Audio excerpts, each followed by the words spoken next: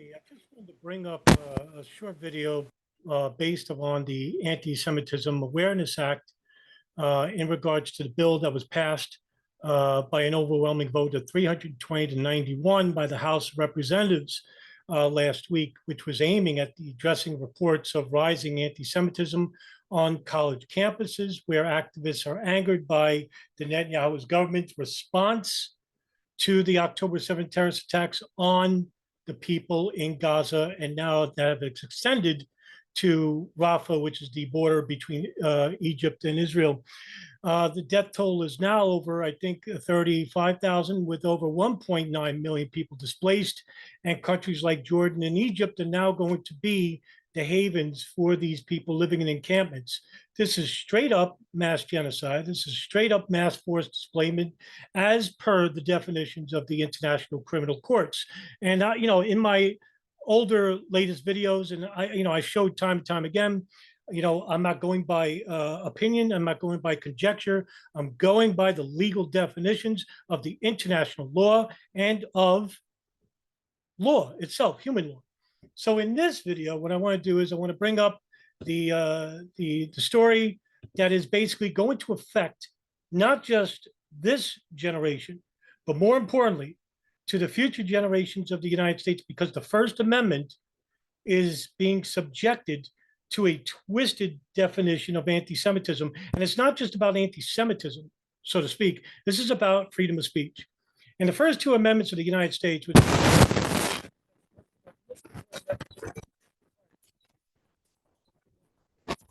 declarations that are meant to protect us from who? From the state. I mean, the founding fathers knew that. They knew about tyranny. They knew that in order to protect the right to freedom of expression, or freedom of speech, or freedom to exercise their religion thereof, they needed a separation of state and the people. And this is the reason why, for the last 20 years, more so the last 10, we have seen an aggressive approach. So what I'm going to do is share you a quick story regarding what is happening and what this means for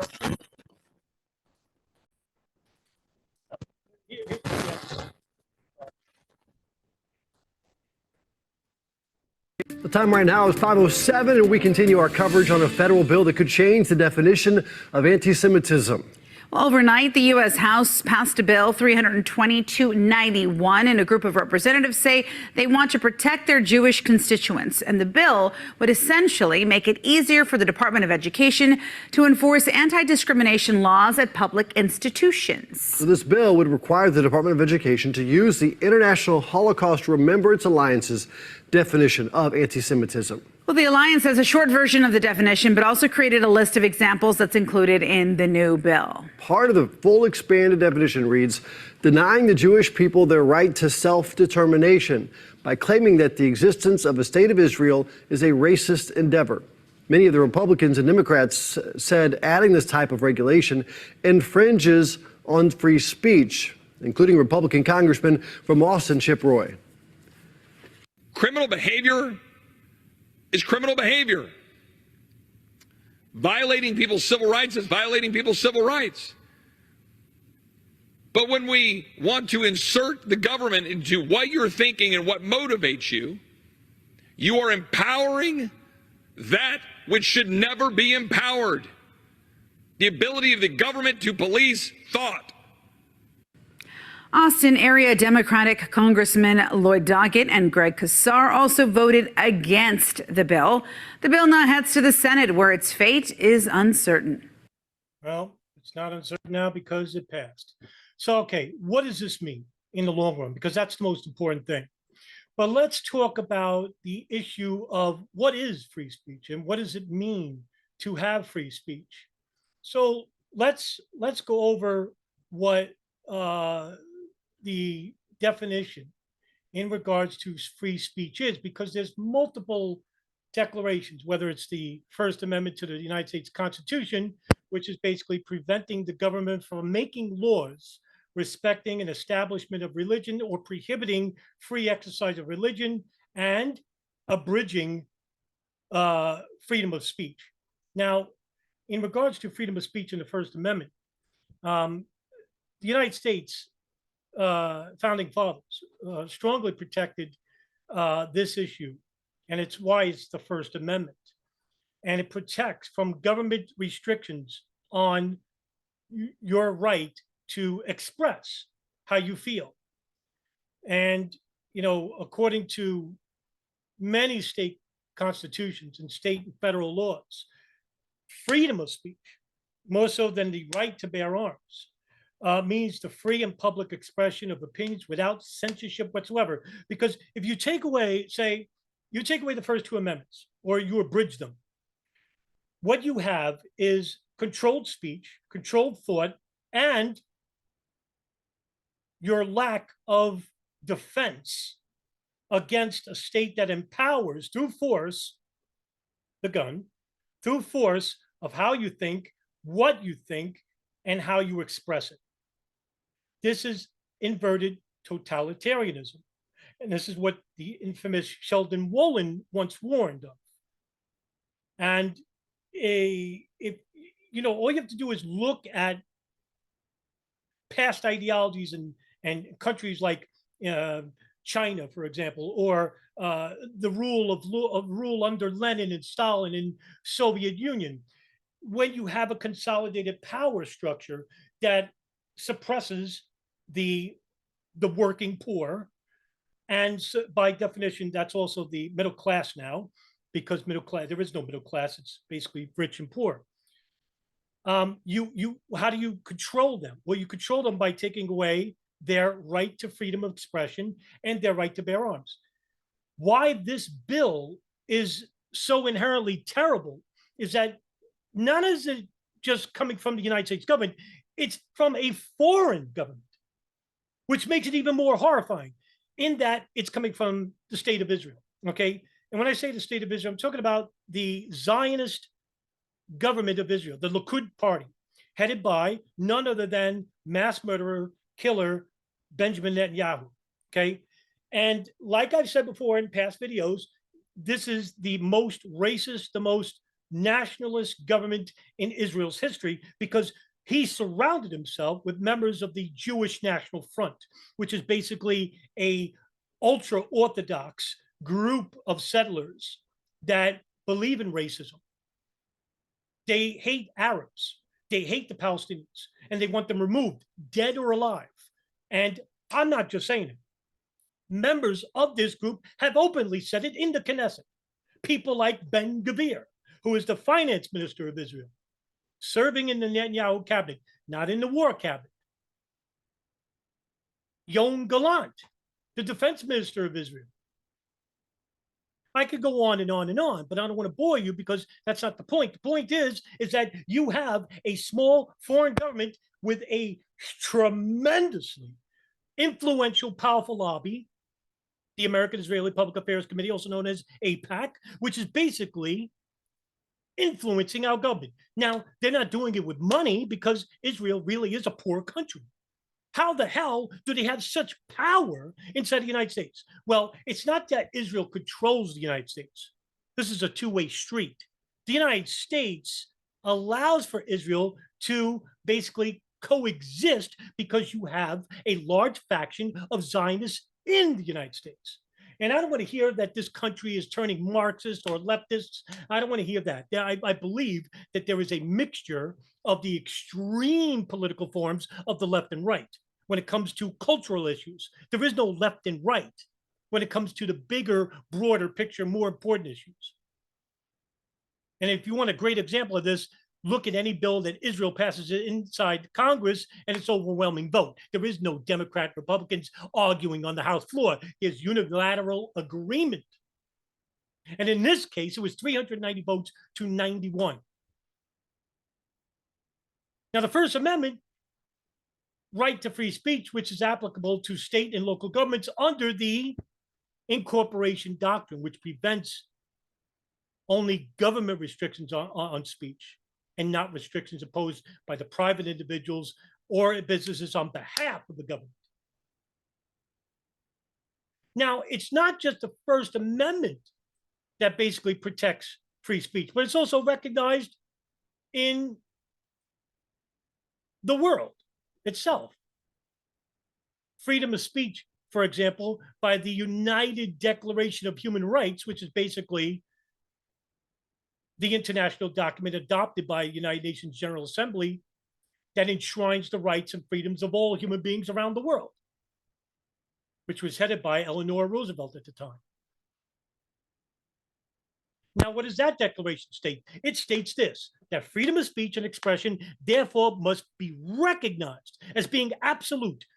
There is no compromise here. It says in the document that the freedom of speech and expression, therefore, must be recognized as being absolute when it comes to the power of the people.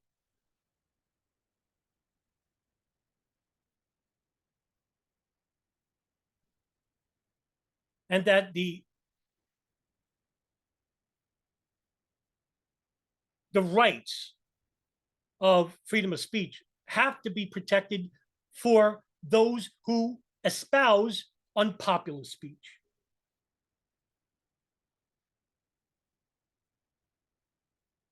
And when you have a declaration that protects freedom of speech or freedom of expression, and you have, at one hand, a government, federal government, not state governments, mind you, federal government acting in accordance with a foreign government, you no longer have a working government of the people.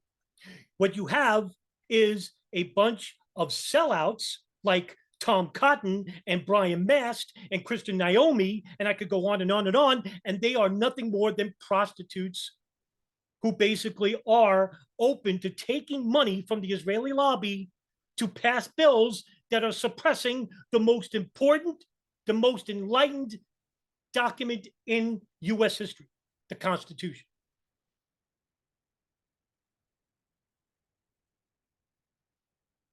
And